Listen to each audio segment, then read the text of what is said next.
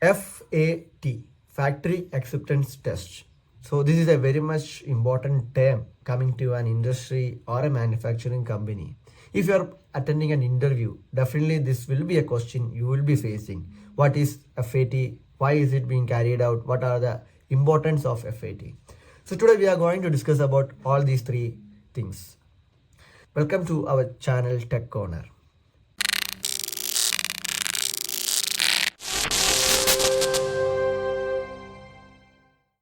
And for such videos, you please do subscribe our channel so that you will not be missing any of our videos. So let's start the topic FAT, Factory Acceptance Test. Factory Acceptance Test, in the name itself, it's showing it is a test carried out at factory. There is some acceptance to that. So it is like we are doing some tests at factory which has some conditions we should derive like it is acceptable or not. So what that condition will be ultimately the demand of the consumer or the design of the exact design of the machine. To be precise, factory acceptance test is if you are making a machine, consumer definitely will have some demands like it should be with the same color, with the paint, it should run in this particular speed, it should have a throughput of this, it should work on this much of frequency, this should work at this voltage. So there should be many conditions a consumer will be having. So what we want to do is that we want to cross check all these things before dispatching our machine from our factory, so that at the site level it will be easy to install, it will be working efficiently. So importance comes here is, if you are not testing at factory, you are just manufacturing it and you are dispatching to the consumer, but at the installation time, at the consumer place, we are identifying that this is not as per the consumer demand, that will create a huge mess over there. Consumers' image of our company will be completely destroyed, the brand value of the company will be destroyed. Moreover, the time, maybe the sites will be at remote area, maybe 30 kilometers, 40 kilometers away from the city. You want to get something or you don't have proper tools or things at the site. So what happens is that if we test it at factory and if we identify all these reasons, we have all the resources which I mentioned earlier. We have manpower at the factory, we have machines at the factory, we have tools at the factory, we have time at the factory. So we would have done all these things at the factory with efficiently. If you're doing at a site, even if we get this all material also, we can't do in a perfect way like we do in factory. There will be some difference. So to efficiently work a system, to efficiently meet the demand of the consumer, to have the consumer satisfaction at 100%, this FAT is very much important. This is not only done at our hardware or electrical or industrial field. If you look at software side also, this is there, but the term used is quality test. What they are doing there, if you are making a website, if you are making an app, obviously consumer or customer will be having particular details. They are having the demand, this much of features should be there, this much of pages should be there, this much of options should be there, this should be the layout, this should be the color theme. So all these things, there should not be spelling mistakes. So minute things also we should verify it. That is what a quality tester does. Before giving or before showing the demo to the client, the quality tester will verify whether it is in a proper order, which is actually as per the consumer demand. Everything is working to the expectation. Is there any bug? So all these things were being checked by a quality tester. The same we have to be done in our hardware or industrial or electrical sectors also. So what we are doing is that we will be verifying with our submitted or approved design. We will be checking all the layouts, all the things, all the paints, all the any scratches are there.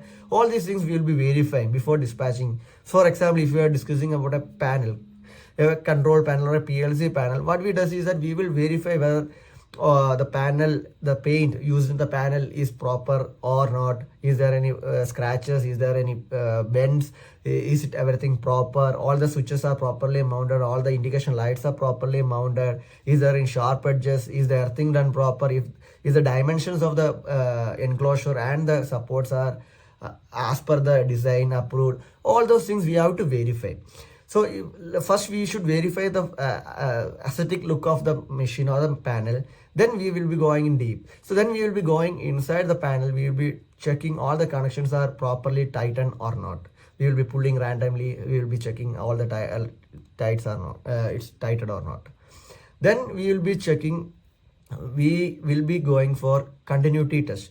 You don't turn on panel at any cost until the continuity test is done. It will create a huge issues or a huge hamper to the operations, or you can face many issues. Like if you are turning on the panel and if you are having a PLC of 2 lakhs, if there is a internal short connection in the panel, means the PLC will be destroyed. So there will be a loss of 1.5 lakh, and that maybe the PLC will not be in the stock. The lead time of PLC will be 2 months or 3 months, then definitely you will be stuck. So it is very much important. Continuity should be checked all point wise point, like from the incoming MCB to the next distribution MCB to the next contactor or VFD, from the output of VFD to the terminal block, same like to the control connections also. So all these things should be properly checked before turning on the panel. Then you have to give the incoming supply. There also you should not turn it on, because if the incoming supply is not okay, if you turn MCB already on, then means it will be again an issue. So just turn it off all the MCBs, then you give the connections to the incoming, you validate the incoming voltages. If it's a single phase 230 volt, if 3 phase, if it is coming, if earth to neutral voltage is as per the regulation, like less than 5 volt, less than 2 volt, so that should be verified. Phase to phase voltage, phase to earth voltage, neutral to earth voltage. So all these things should be verified before turning on the panel. If all things are in right place, then you can turn it on.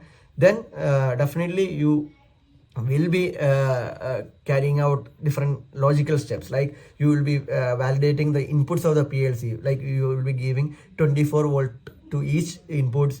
Then you will be checking whether the signal is getting to the PLC, if the PLC input light is glowing or not. Then after validating the PLC inputs, we can validate the outputs as well. So output, you have to write a small logic. You have to turn it one by one. So once you validate input, output, everything, then you can load the program in that, and then you can validate the logic as well. If there is any changes in the logic also, you will be stuck at the site. So it's better you test logic itself in the factory, so that the engineer who is going to install, or engineer who is doing to perform the service or whatever, he will be very much feeling easily, and consumer also will feel our machine is working fine, machine installed very faster, and we can meet also timeline than the expected. Like if you are committing 2 days installation time, if FAT is done in place and everything is proper, means we may be able to install the panel 1 day also. So we are meeting the consumer's demand or satisfaction at a level par than they expected. So FAT is very much important. You should do the FAT. There should not be any compromise for the FAT. So I hope you understand the value of FAT. Hope you enjoy the video. You got some information from our video. Please do subscribe our channel. Thank you. We'll meet you on next video.